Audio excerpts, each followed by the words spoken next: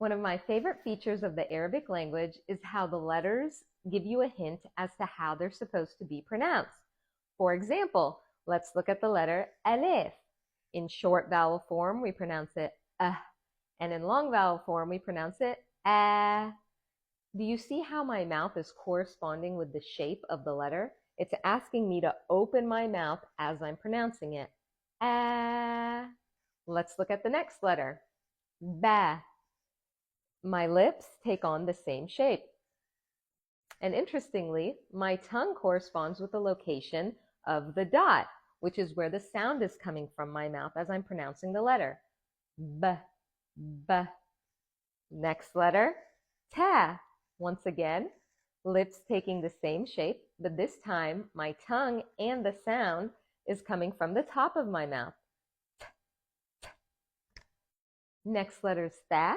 My mouth takes the same shape. We've got 3 dots up top, and you can see my tongue actually comes out of my mouth this time. Tha, tha. Isn't that so neat? That's especially helpful for people that are trying to learn Arabic, coming from a language that doesn't use the same lettering system. I'll make another video where I go through all of the letters with you, but for the purposes of this video, I'd like to touch on my second favorite feature of the Arabic language, which is the 3-root letter system. Let's get into that. So what do I mean when I say 3-letter root? The majority of Arabic words are built on 3 consonants as their roots. There are words that have more than 3, but the vast majority of the Arabic words have 3 consonant letters that are their foundation.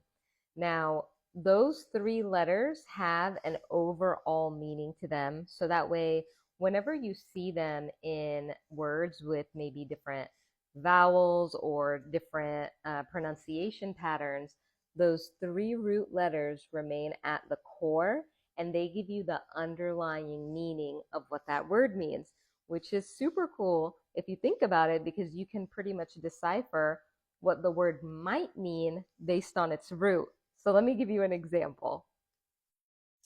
So let's take a look at our first consonant pairing, which is kh, b, z, and it has the underlying meaning of bake. Now, keep in mind, these must stay in order. You can't rearrange these, otherwise you've created a new word. So our first word we're going to look at is khubiz. This word means bread, which makes sense, right? Because it comes from the root with the underlying meaning to bake.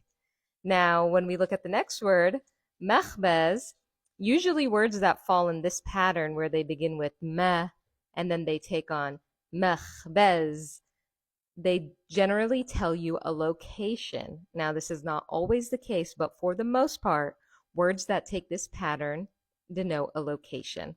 So what do you think that this word means, knowing that its underlying meaning is bake?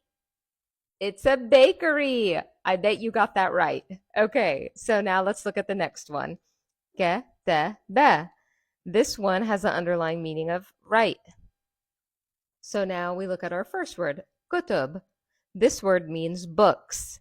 Okay, so now let's take a look at this one. It falls under that same location pattern, mektaba. What do you think that this means, knowing it's a location related to write and books? If you guessed library, then you are right. How cool is that? I hope that the 3-root system is encouraging for you to know that every time you learn one word in Arabic, you probably already know 10 or 20, you just don't realize it yet.